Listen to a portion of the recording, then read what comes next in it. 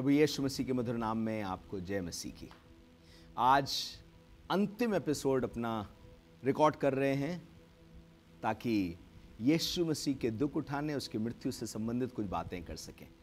यूँ तो उसकी मृत्यु के बारे में, दुख उठाने के बारे में, उसके कोड़ों के बारे में और उसके संताप के बारे में, सर पे कांटों के ताज के बारे में, भाले के बारे में तमाम आपने बहुत कुछ सुना होगा और बहुत कुछ ज्ञान आपको होगा भी। और यीशु मसीह की मृत्यु को बार बार याद करना ज़रूरी भी है। मसीही विश्वास में दो ही चीज़ें सौंपी गई हैं और दोनों उसकी मृत्यु से संबंधित हैं। मसीही विश्वास में एक बपतिस्मा सौंपा गया है और एक प्रभु भोज सौंपा गया है। अर्थात बपतिस्मा भी उसकी मृत्यु के बारे में दर्शा रहा है कि जैसे हम मृत्यु में गाड़े जाते हैं फिर जी उठेंगे, वैसे ही पानी में गाड़े गए और जी उठे। यीशु मसीह की मृत्यु में शामिल हुए, उसके जी उठने में शामिल हुए। और वैसे प्रभु भोज दूसरी प्रथा है, वो भी उसकी मृत्यु से संबंधित बात बताती है। सो उसकी मृत्यु पे गौर करना बहुत इंपॉर्टेंट है। क्रिश्चियनिटी में अगर आपने उसकी मृत्यु को हल्का जान लिया, क्रूस की कथा को हल्का जान लिया, बाकी और कथाओं को आपने बहुत महत्व दे दिया, तो आप क्रिश्चियनिटी को ठीक से समझ नहीं पाए। आज जो बात करना चाहता हूं सिर्फ ये नहीं कि यीशु मसीह ने दुख उठाया, पर वो दुख उठाने का एक आदर्श बन गया है। आदर्श, दुख उठाने वाला व्यक्ति। आज जब आपसे पूछा जाए तुम्हारा हीरो कौन है, तो हम बड़े व्यक्ति का नाम लेंगे और जिसके लिए हमें ऐसा लगता है वो दुख नहीं उठाता। हम सबसे अमीर व्यक्ति का नाम लेंगे, सबसे प्रसिद्ध व्यक्ति का नाम लेंगे, सबसे ज्यादा प्रचलित व्यक्ति का नाम लेंगे, हम सबसे ज्यादा ऊंचे पद पर विराजमान व्यक्ति का नाम लेंगे, वो हमारा हीरो है। लेकिन यहां पर परमेश्वर के वचन में कुछ लिखा है, मैं इसको आपके बीच में रखना चाहता हूं। पहला पतरस 2:21 में लिखा है, इसलिए तुम इसी के लिए बुलाए भी गए हो क्योंकि मसीह भी तुम्हारे लिए दुख उठाकर तुम्हें एक आदर्श दे गया कि तुम भी उसके पद चिन्हों पर चलो। दुख उठाकर एक आदर्श दे गया कि तुम उसके पद चिन्हों पर चलो। पहला पतरस 2:18। हे सेवकों, हर प्रकार के भय से अपने स्वामियों के अधीन रहो, ना केवल भलों और नम्रों के पर कुटिलों के भी। इसका मतलब दासों से कहा जा रहा है, तुम्हारे पास स्वामी कई बार कुटिल भी होंगे। और कुटिल स्वामी क्या करेगा? अपने दास के ऊपर बोझ रखेगा, अपने दास को सताएगा, अपने दास को दुखी करेगा। और आगे लिखा हुआ है क्योंकि, इसका मतलब पिछला पद अगले पद से जुड़ रहा है, यदि कोई परमेश्वर का विचार करके अन्याय से दुख उठाता है। इसका मतलब यह कुटिल स्वामी क्या कर रहा है? अन्याय कर रहा है और दुख दे रहा है। और लिखा है क्लेश सहता है। इसका मतलब वो क्लेश दे रहा है। ये कुटिल स्वामी उसके आदमी के साथ क्या कर रहा है? अन्याय कर रहा है, उसके साथ दुख दे रहा है और उसके ऊपर क्लेश दे रहा है। लिखा है अगर तुम इसका विचार करके अन्याय से दुख उठा लेते हो, क्लेश सह लेते हो, तो ये सुहावना है। ये कैसी क्रिश्चियनिटी? हमें तो बताया गया था कोई तुम्हारे ऊपर अन्याय नहीं कर पाएगा। जी, आपके दुख के बदले में परमेश्वर आपको दूना सुख दे सकता है, अय्यूब के समान, और वो देता भी है। पर अगर एक लंबे समय तक अन्याय सहना पड़े तो, अगर मनुष्यों की कुटिलता के कारण क्लेश सहना पड़े तो, और दुख उठाना पड़े तो, क्या आप सहने के लिए तैयार हैं? इसके लिए आदर्श कौन है? प्रभु यीशु मसीह। यही बात लिखी है। आगे सुनिएगा, अगला पद क्या कह रहा है? क्योंकि यदि तुमने अपराध करके घूंसे खाए और धीरज धरा तो उसमें क्या बड़ाई की बात है? अगर आपने चोरी करी और किसी ने आपको बदनामी कर दी तो उसमें क्या बुराई हो गई? अगर आपने किसी को मारा, उसने आपको मारा, आप अस्पताल पहुंच गए, तो इसमें क्या प्रॉब्लम हो गई? भाई उस आपने भी तो वही किया था। सो अपराध करके घूंसे खाए और धीरज धरा तो उसमें क्या बड़ाई की बात है? पर सुनिएगा, पर यदि भला काम करके दुख उठाते और धीरज धरते हो तो यह परमेश्वर को भाता है। इसका मतलब भले काम के बाद भी कभी दुख आ सकता है। तभी लिखा है अगर कोई भला काम करके दुख उठाता और धीरज धरता है। सो भले काम करने वाले मसीहियों, दुख उठाने के लिए तैयार रहो, पर धीरज रखो, क्योंकि परमेश्वर सब चीज़ों का हिसाब करेगा। तुम्हारे दुख के बदले में भी वो तुम्हें महिमा से सजाएगा। और ये बताने के बाद उसने कहा और तुम भी इसीलिए बुलाए भी गए हो। किस बात के लिए? कि तुम भले काम करो और चाहे दुख उठाना पड़े तो दुख उठाओ। इसी के लिए बुलाए गए हो, क्योंकि मसीह भी तुम्हारे लिए दुख उठाकर तुम्हें एक आदर्श दे गया कि तुम भी उसके पद चिन्हों पर चलो। आज जिस परमेश्वर के बारे में, जिस मसीह के बारे में आपको बता रहा हूं, उसका बहुत सा आदर्श है। आप उसके हाथ रखने के द्वारा चंगाई देखते हैं और आप चाहते हैं कि आपके हाथ रखने से भी चंगाई हो। पर आपसे पूछना मांगता हूं, दुख उठाने का आदर्श उसे समझ रहे हैं या नहीं समझ रहे हैं, या सिर्फ उसे दुख निवारण के लिए इस्तेमाल कर रहे हैं? आपको मालूम है, जब यीशु मसीह क्रूस उठा के जा रहा था, स्त्रियां उसके लिए रो रही थी, तो वो कह रहा था, ऐ यरूशलेम की बेटियों, मेरे लिए मत रो, पर अपने बालकों के लिए रो, क्योंकि ऐसे समय आते हैं, अर्थात कष्ट के समय आते हैं, दुख के समय आते हैं। तो उसने उसी लूका 23 अध्याय उसके 31 में कहा कि जब वे हरे के पेड़ के साथ ऐसा करते हैं, तो सूखे के साथ क्या कुछ ना किया जाएगा। अर्थात सूखे हम हैं, सूखे हम लोग हैं। यीशु मसीह की तुलना में वो हरा पेड़ है। अगर उस हरे पेड़ के साथ ऐसा किया गया, तो सूखों के साथ क्या कुछ और ना किया जाएगा। जिसमें हर तरीके की हरियाली है, जिसमें हर तरीके का फल है, जिसमें हर तरीके के फ्रूट्स हैं, अगर उसको सताया गया है, तो हम जिसमें त्रुटियां भी हैं, कमियां भी हैं, गलतियां भी हैं, तो हमें क्यों नहीं सताया जाएगा। दूसरा तिमुथी उसका 3 अध्याय उसके 10वें पद को पढ़ रहा हूं, 10, 11, 12। पर तूने उपदेश, चाल चलन, मनसा, विश्वास, सहनशीलता, प्रेम, धीरज, उत्पीड़न और पीड़ा में मेरा साथ दिया है। पौलुस तिमुथी को कह रहा है, तूने इन सब चीजों में मेरा साथ दिया है। इसका मतलब मुझे क्या क्या सहना पड़ा है। जब मैं उपदेश दे रहा था, तूने मेरे साथ दिया। मेरे चाल चलन में तूने मेरे साथ दिया। मेरी मनसा, जैसा मेरी मनसा वैसी तेरी है। जैसा मेरा विश्वास वैसा तेरा विश्वास। जैसी मेरी सहनशीलता वैसे तू भी सहन करता है। और जैसा मैं प्रेम करता हूं वैसे तू प्रेम करना सीख रहा है। धीरज धरता हूं, तू भी धीरज धरता है। पर उत्पीड़न और पीड़ा में मेरा साथ दिया है। पौलुस कह रहा है यहां पर, आगे सुनिएगा। और ऐसे दुखों में भी जो अंताकिया और इकुनियम और लिस्त्रा में मुझ पर पड़े थे, मैंने ऐसे उत्पीड़नों को सहा और प्रभु ने मुझे उन सब से छुड़ाया। कोई भी दुख आपको नाश नहीं कर देगा। परमेश्वर की योजना आपके साथ खत्म नहीं कर देगा। दुख में इतनी ताकत नहीं है। कौन मुझे मसीह की मोहब्बत से जुदा करेगा? क्या कंगालपन, क्या नंगाई, क्या जोखिम, क्या तलवार, स्वर्गदूत या प्रधानताएं, ऊपर की चीजें, नीचे की चीजें, वर्तमान या भविष्य, कौन मुझे मसीह की मोहब्बत से जुदा कर पाएगा? सो दुख भी परमेश्वर के प्रेम से आपको अलग नहीं कर सकता है। पर आगे सुनिए क्या लिखा है। पर जितने मसीह यीशु में भक्ति के साथ जीवन बिताना चाहते हैं, वे सब सताए जाएंगे। Welcome to the real biblical Christianity. जितने मसीह यीशु में भक्ति के साथ जीवन बिताना मांगते हैं, कॉम्प्रोमाइज के साथ जीवन बिताएंगे, सताए नहीं जाएंगे। पर भक्ति के साथ जीवन बिताना चाहेंगे तो आप सताए जाएंगे। सच को सच के रूप में रखेंगे तो आप सताए जाएंगे। सुनिएगा, कुछ और बातें आपके लिए रखना मांगता हूं। पहला पतरस उसके 4 अध्याय उसके पहले पद को पढ़ूंगा, फिर 12वें से आगे पढ़ूंगा। इसलिए जबकि मसीह ने शरीर में होकर दुख उठाया, तो तुम भी उसी मनसा को हथियार के समान धारण करो। जैसे एक सोल्जर होता है ना, हथियार धारण करता है क्योंकि लड़ाई के लिए जा रहा है, आपको भी एक मनसा को पालना चाहिए। मैं यीशु के लिए दुख उठाने को तैयार हूं। और आजकल का प्रचार लोगों को सिर्फ यही बता रहा है, तुम पे कभी दुख नहीं आएगा, तुम दुख से बच जाओगे, दुख हर लेगा परमेश्वर, दुख हर लेगा। लेकिन उसी परमेश्वर के लिए दुख उठाना पड़ेगा। तो बाइबल में लिखा है, बीज बोने वाले ने बीज बोया, झाड़ियां भी थी, वहां भी गया, पथरीली जगह भी थी, और इसलिए सूरज निकलने वाली जगह पे जहां जल्दी से उगाया पर पथरीली जगह थी। लिखा है, वचन के कारण जब क्लेश आता है, वचन के कारण जब दुख आता है, तो आदमी हिम्मत हार जाता है। इसका मतलब जिस वचन को आपने ग्रहण किया, जिस वचन के द्वारा आश्चर्य कर्म हुआ है, जिस वचन के द्वारा चमत्कार हो रहे हैं आपकी जिंदगी में, इसी वचन को मानने के द्वारा आपके ऊपर क्लेश भी आएगा।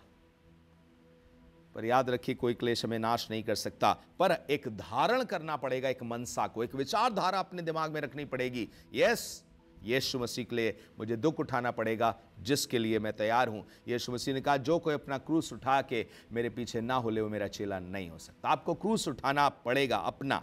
सो फिर से पढ़ रहा हूं, पहला पतरस 4:1। इसलिए जबकि मसीह ने शरीर में होकर दुख उठाया, तो तुम भी उसी मनसा को हथियार के समान धारण करो, क्योंकि जिसने शरीर में दुख उठाया वो पाप से छूट गया। अगर आपकी ये मनसा नहीं है कि मुझे दुख उठाना पड़ेगा, तो आप योद्धा के समान तैयार नहीं है, कल मुश्किल आ जाएगी। एक प्रभु का दास जिसको जेल में डाल दिया गया है, मुझे किसी ने बताया कि वो बार बार सवाल पूछ रहा था, मैं तो इतना अच्छा था, मैं तो इतना अच्छा था, मेरे साथ ऐसा क्यों हुआ? अरे क्या प्रभु अच्छा नहीं था, उसके साथ ऐसा क्यों हुआ? क्या पतरस ऐसा नहीं था, उसके साथ ऐसा क्यों हुआ? क्या पौलुस अच्छा नहीं था, उसके साथ ऐसे दुख भरे घटनाएं क्यों हुई? चलिए अब उसी के 4 अध्याय के 12वें पद से आगे पढ़ रहा हूं। हे प्रियो, जो दुख रूपी अग्नि तुम्हारे परखने के लिए तुम में भड़की है, इससे यह समझकर अचंभा ना करो कि कोई अनोखी बात तुम पर बीत रही है। इसको क्यों लग रहा है? शायद इसने सुना ही नहीं था, ठीक से ध्यान ही नहीं दिया कि यीशु मसीह में आने के बाद दुख रूपी अग्नि भड़केगी, आग के समान दुख जलाएगा। आगे लिखा है, पर जैसे जैसे मसीह के दुखों में सहभागी होते हो। मसीह तो दुख उठा के जा चुका है, ये क्यों कह रहा है तुम मसीह के दुखों में सहभागी होते हो? इसका मतलब जब आप सच्चाई के लिए, वचन के लिए, पवित्र आत्मा से भरे रहने के लिए, सच्ची बात बोलने के लिए दुख उठाते हैं, तो आप यीशु के साथ दुख में सहभागी हो रहे हैं। कलीसिया को बनाने के लिए दुख उठाते हैं, तो आप यीशु के साथ दुखों में सहभागी हो रहे हैं, और इस दुख का एक दिन आपको परमेश्वर इनाम जरूर देगा। आज बहुत से लोग अपनी मंडली में अपने पैसे देकर अपने सेवक की या सेवकों की चिंता ही नहीं करना चाहते। किस तरीके से हम कलीसिया में यीशु के दुखों में सहभागी होंगे अगर अपने आप को कुर्बान करना हमने नहीं सीखा तो? आगे पढ़ रहा हूं मैं। इन दुखों में आगे एक अद्भुत आशीष होगी अगर आपने यीशु की सच्चाई के लिए दुख उठाया तो। ऐसा लिखा है, 14वें पद से पढ़ रहा हूं। फिर यदि मसीह के नाम के लिए तुम्हारी निंदा की जाती है तो धन्य हो, क्योंकि महिमा की आत्मा जो परमेश्वर की आत्मा है तुम पर छाया करती है। सुनिएगा, दुख उठाते समय परमेश्वर का आत्मा आपके ऊपर साया करता है। जब कभी आप सच्चाई के लिए, परमेश्वर के लिए, उसके राज के लिए दुख उठा रहे हैं, कुर्बानियां दे रहे हैं, कष्ट सह रहे हैं, निंदा सह रहे हैं, पीड़ा सह रहे हैं, संकट में पड़े हुए हैं, तो परमेश्वर का आत्मा आपके ऊपर है। बहुत से लोगों को लगता है परमेश्वर का आत्मा उसी के ऊपर है जिसने जोर जोर से अन्य भाषा बोली, जमीन पर गिर गया, या जिसके हाथ रखने से एकदम से लोग ऐसे ऐसे कांप रहे हैं। पवित्र आत्मा की सामर्थ और उसकी छाया उस पर है जो यीशु नाम के लिए दुख उठा रहा है, उस पर भी है। और इसलिए कहना मांगता हूं, वो सब जो यीशु के नाम के लिए दुख उठा रहे हैं, अलग अलग जगहों पर, अलग अलग कलीसियाओं में, चाहे जेल में है, चाहे दुख में है, पीड़ा में है, उनके घर ले लिए गए, उनकी चीजें उनसे ले ली गई है, पवित्र आत्मा उन पर साया करता है। आगे लिखा हुआ है, तुम में से कोई व्यक्ति हत्यारा या चोर या कुकर्मी होने या पराये काम में हाथ डालने के कारण दुख ना पाए, पर यदि मसीही होने के कारण दुख उठाता है तो लज्जित ना हो। एक आपने सुना होगा, कुछ लोगों ने कुछ समय पहले कहना शुरू किया था, बड़े बड़े प्रचारकों ने, मसीही अपने आप को नहीं कहना चाहिए, मसीही नहीं। बाइबल में कहां मसीही बोला है? वो तो अंताकिया में लोगों ने मसीही बोला है। यहां पर पतरस लोगों को मसीही कह रहा है। पर यदि मसीही अर्थात क्रिश्चियन होने के कारण दुख उठ पाए तो लज्जित ना हो, पर इस बात के लिए परमेश्वर की महिमा करे। इसका मतलब दुख उठाने वाले को लज्जा का सामना करना पड़ सकता है। आज के ज़माने में है ही ये, जिसके पास दुख ज़्यादा है कहेंगे अरे तुम्हें कोई ना कोई तो कमी होगी, कुछ ना कुछ तो कमी होगी। उसको देखो, वो कितना महान सेवक है, उसके पास कोई दुख नहीं है, बड़ी बड़ी चीज़ें हैं उसके पास, कभी उससे कष्ट नहीं होता, इसका मतलब वो सबसे बेस्ट होगा। पर यह सही नहीं है।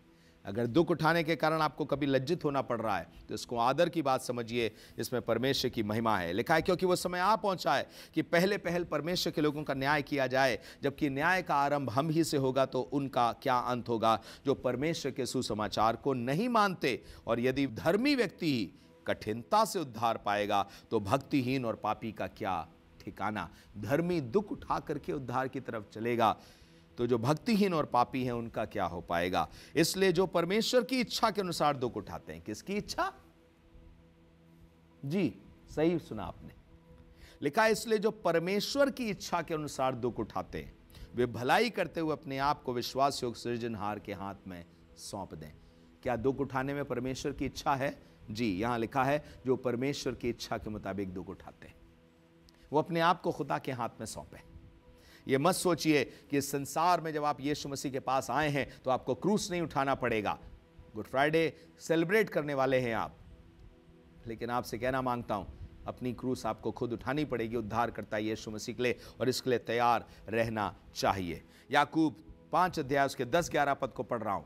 लिखा है, हे भाइयों, जिन भविष्यवक्ताओं ने प्रभु के नाम से बातें करी उन्हें चमत्कार के लिए आदर्श समझो। ना, ऐसा नहीं लिखा।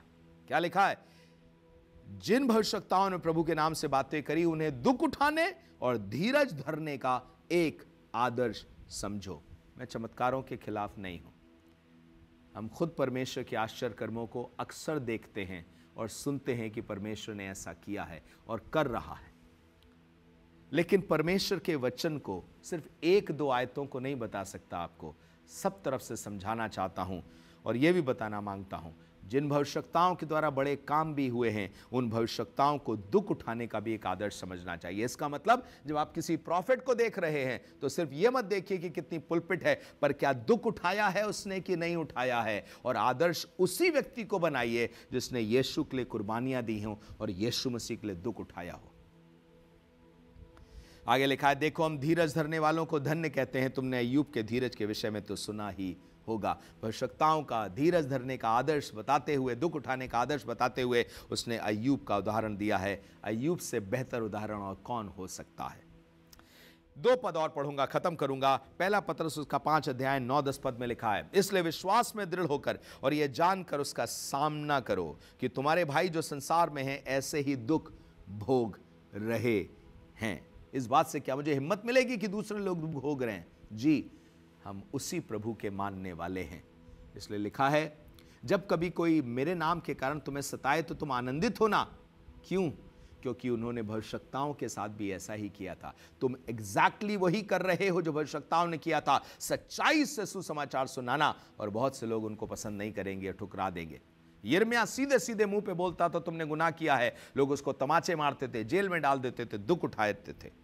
इसलिए लिखा, विश्वास में दृढ़ होकर यह जानकर उसका सामना करो कि तुम्हारे भाई जो संसार में ऐसे ही दुख भोग रहे हैं। भविष्यवक्ताओं ने दुख भोगा है, चेलों ने दुख भोगा है, प्रभु के दासों ने दुख भोगा है। अब परमेश्वर जो सारे अनुग्रह का दाता है, जिसने तुम्हें मसीह में अपनी अनंत महिमा के लिए बुलाया है, थोड़ी देर तक दुख उठाने के बाद तुम्हें आप ही सिद्ध, स्थिर और बलवंत करेगा। दुख उठाने से पहले नहीं, दुख उठाने के बाद। पहला थिस्सलुनीकियों 3 अध्याय 3-4 में लिखा है, कोई इन क्लेशों के कारण डगमगा ना जाए। इसका मतलब संभावना है बहुत से लोग क्लेशों के कारण डगमगा जाएं। कोई इन क्लेशों के कारण डगमगा ना जाए, क्योंकि तुम जानते हो कि हम इन ही के लिए ठहराए गए हैं।